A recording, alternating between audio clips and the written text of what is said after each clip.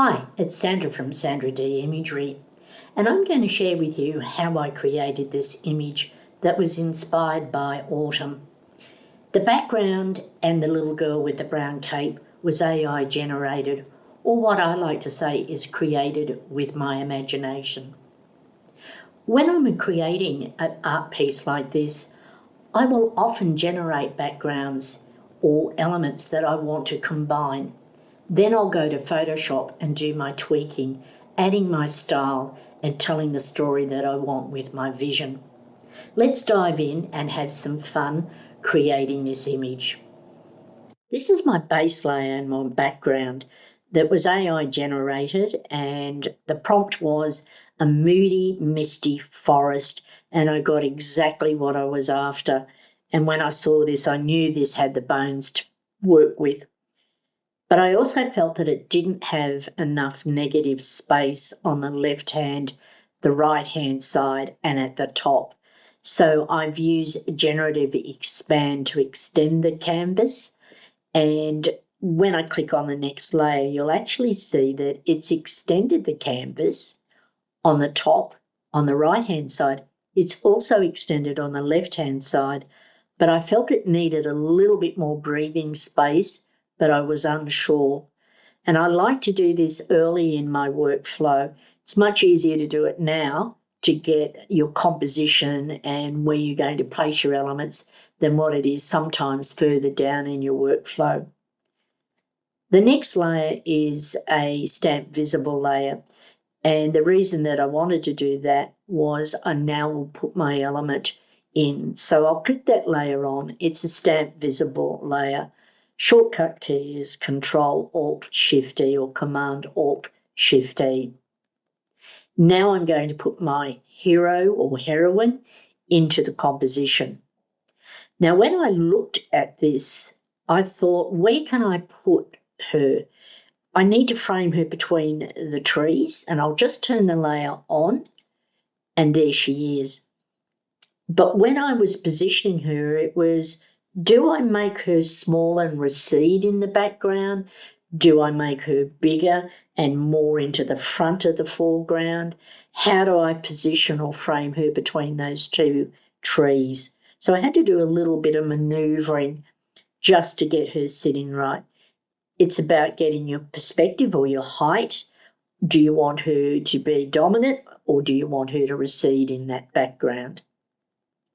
Now, when I placed her into the background, the next thing that I'll use is a neural filter, and I let Photoshop do a lot of the grunt work for me to colour match. I'll turn this smart filter off, and it's very subtle on her, but you'll see that I've used a neural filter. And to access the neural filter is to go up to Filter, Neural Filter, and choose Harmonization.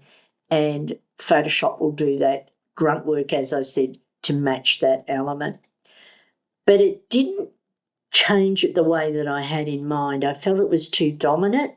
So what I've done on the next layer is used a hue and saturation with a clipping mask. I'm going to turn that layer on, and all it did was just dial down the saturation of her. I'll click onto the hue and saturation, and let's have a look at the setting. I've desaturated by -15, and I will use hue and saturation and desaturate quite regularly through my workflow on different images. I'll close that down, and you can see here there's a little arrow, and that lets me know it's a clipping mask. To get your clipping mask, you can do it in a number of ways. You can hold down your Alt or Option key as you're putting that layer in, or the next one is I've opened up the dialog box and there's my clipping mask icon there. And what a clipping mask does is it only makes the adjustment to the layer underneath, not the whole image, and that's what I wanted. I sit now and look at the image and I think, what is it that I like? What is it that I don't like? And I felt there was some distractors, the branches that were put into the image. I'll turn this layer on, And you can see that I've tidied up a lot of the branches or distractors. I'll turn it off and on.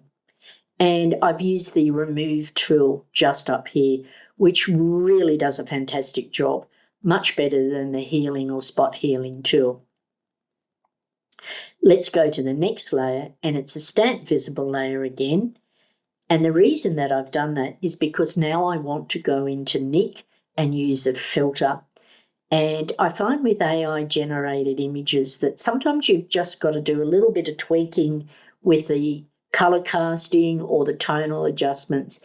And what I've been using is the Viaza in Nik, and it's a fantastic filter. You can use remove color cast, fill light.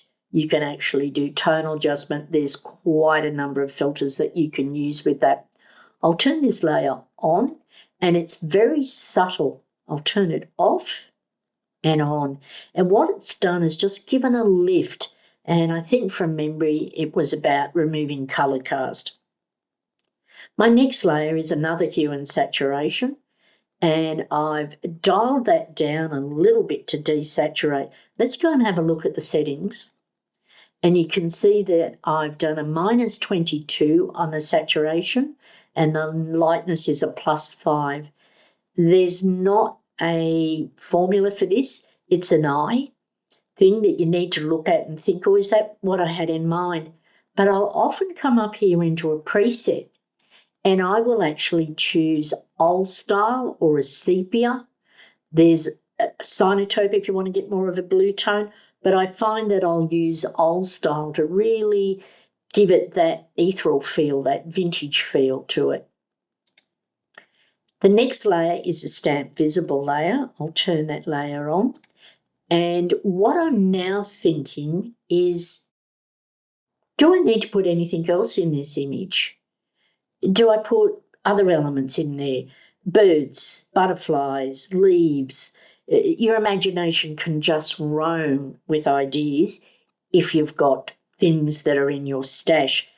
And by that I mean is that I have these 2 crows that are sitting in my stash of elements that I've acquired over the years.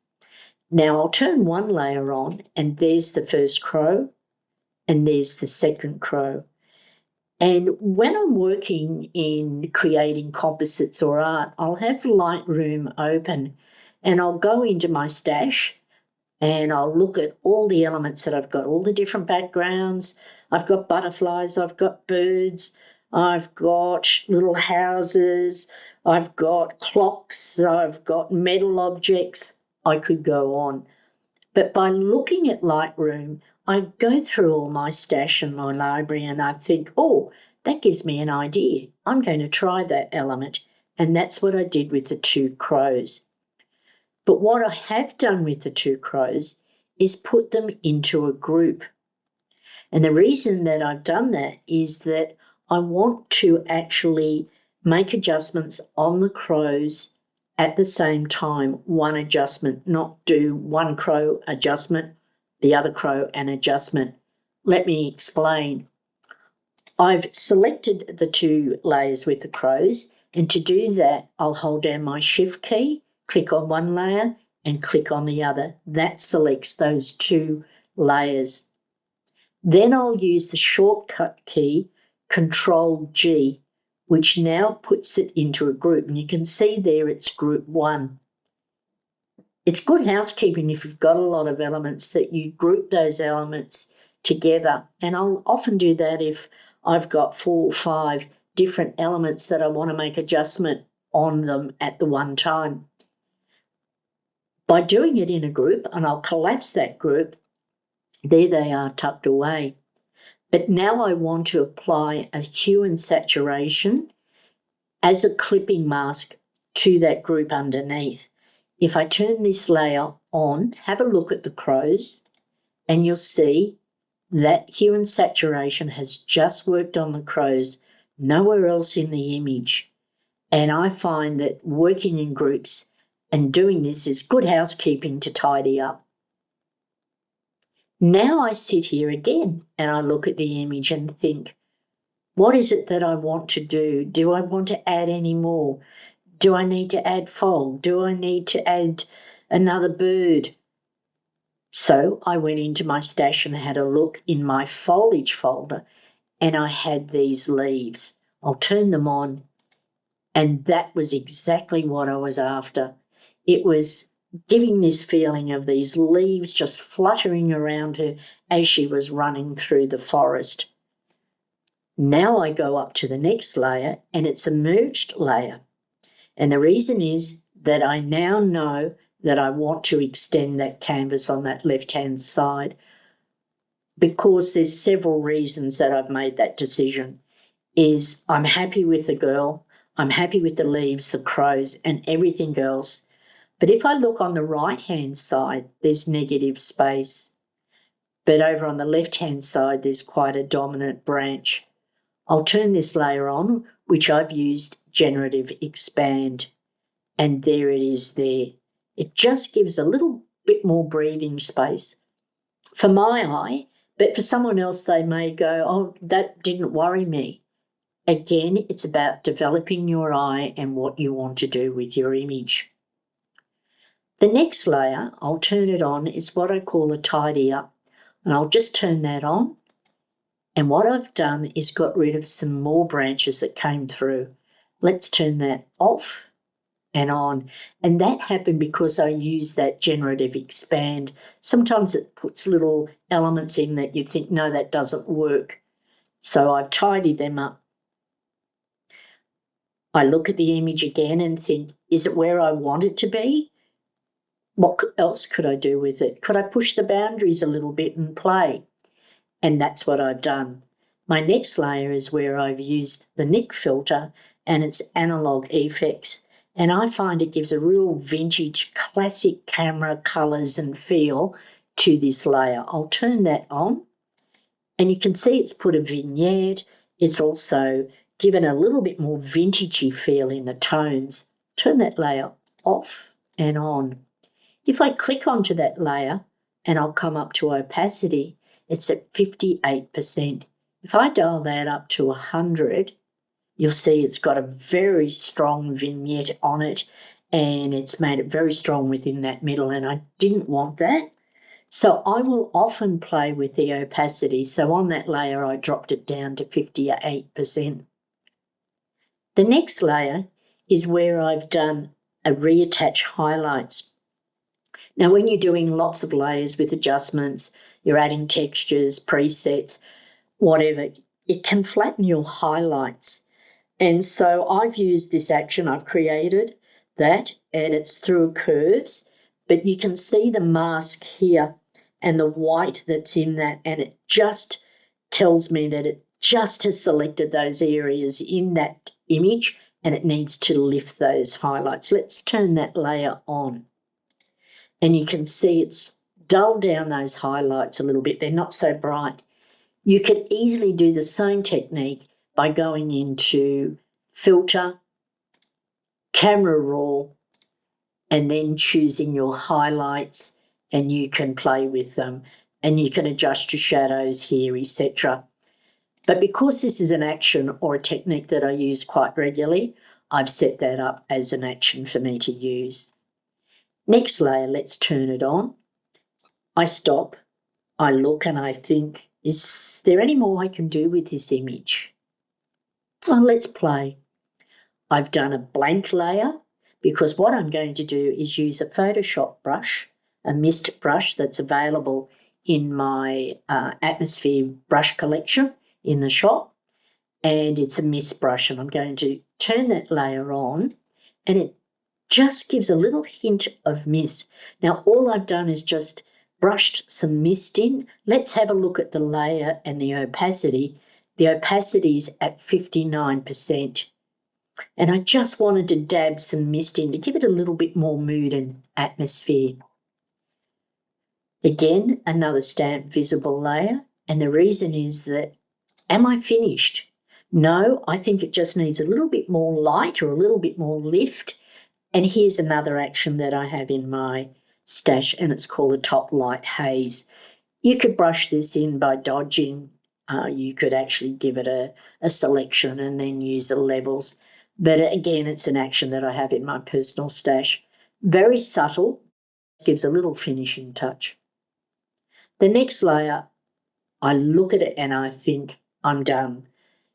No, I'm not actually. When I look at it, I feel the top half of the image is too light. What can I do with it?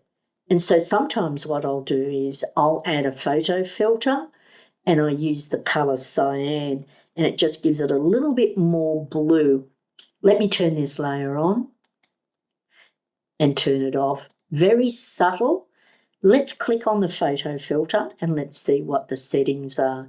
Cyan, and the density is 16. Again, it's not a formula, it's just and I find that I use cyan quite a bit with, I've got a sort of warm colours. If you look at the foreground and if you look at the little girl, they're warm colours. So I look at my colour wheel in my mind and go, I'm going to add blue, and that will then balance out the warm and the cool colours. Let's turn that layer off and on. Am I finished? There's one more layer that I could use, and that is actually to put some noise in. So what I'm going to do is do a stamp visible layer, Control-Alt-Shift-E on Windows or Command-Alt-Shift-E on a Mac. There's my finishing layer. Now I can use Nik software, or I can go up to Filter, and then I can come into Camera Raw, and let's see what I can do with it. I could come in here and do a little bit of effects. Do I add some grain in? I might just add 4% grain, 7%. Don't want it too grainy, too strong. I could dehaze if I wanted to, just play with that slider. And I look at that and I think, no, that's not what I want. Could I play with a bit of clarity? And let's see if I bump that up and see what it does. This is what I like about Camera Raw. It has the same sliders that you can do in Lightroom, but you're working within Photoshop. And I will come in here and I might just tweak a little bit. I could lift my highlights if I wanted to. I could open up my shadows a little bit more or make my shadows darker if I wanted to. I could even make my blacks a little bit dark. Now, if that's where I want it to sit, I'll click on OK, and that now has made those changes to that last layer. Let's turn that layer off and on. So often I'll come into Camera Raw as a finishing touch just to tweak my image. If I don't like that layer, I can easily delete that layer. And here's the finished product, all inspired by autumn, images created by AI, colour grading, some imagination and fun. Thanks for joining. I hope that you can find time to be creative and play.